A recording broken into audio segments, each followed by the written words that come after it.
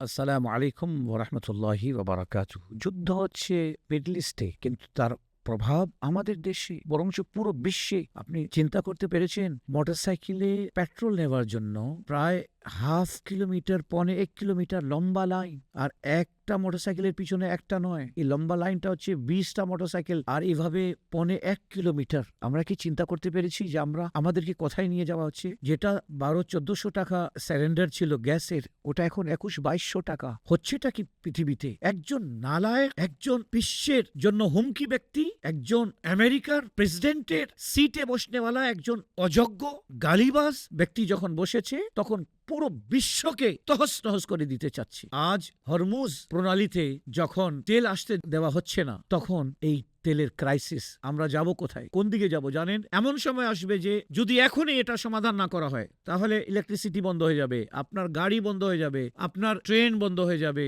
আপনার ফ্লাইট বন্ধ হয়ে যাবে, আপনি অন্ধকারের মধ্যে থাকবেন, জিনিসপত্রের দাম বেড়ে যাবে, হাহাকার চারিদিকে হবে। আজকে যদি আরব রাষ্ট্রপ্রধানরা রাসূলুল্লাহ সাল্লাল্লাহু আলাইহি ওয়াসাল্লামের সুন্নতের ইত্তেবা করত, আজকে রাষ্ট্রপ্রধানরা যদি মুসলমানদেরকে নিয়ে একটা মুসলিম জাতিসংঘ বানাতো, তাহলে আজ এই ইহুদ ও নাসারা মুসলমানদের ওপর চোখ রাঙ্গাতো না। আমাদের মুসলিম ইউনাইটেড নেশন নেই, আমাদের মুসলিম জাতিসংঘ নেই, যার কারণে পৃথিবীর 57 রাষ্ট্রকে 5 গোলাম বানিয়ে রেখেছে। উমর ইবনুল খাত্তাব রাদিয়াল্লাহু তাআলা আনহুর মতো সাহস নেই যে চোখে চোখ দিয়ে কথা বলবে। আফসোসের বিষয় যে একটা রাষ্ট্র কথা বলতেছে, যদিও ইরানের সাথে আমাদের আকীদা দিক থেকে অনেক ইখতিলাফ আছে, কিন্তু তার পাশে কেউ দাঁড়িয়ে নেই, কেউ তার পাশে নেই। সবাই ইসরায়েল আর আমেরিকার পাশে আছে। মনে রাখবে, ইহুদ ও নাসারা কখনো তোমার বন্ধু হতে পারে না। আল্লাহ সুবহানাহু ওয়া তাআলা আমাদেরকে বুঝার তৌফিক দান করুন। আমিন। ওয়াসসালামু আলাইকুম ওয়া রাহমাতুল্লাহি ওয়া বারাকাতুহু।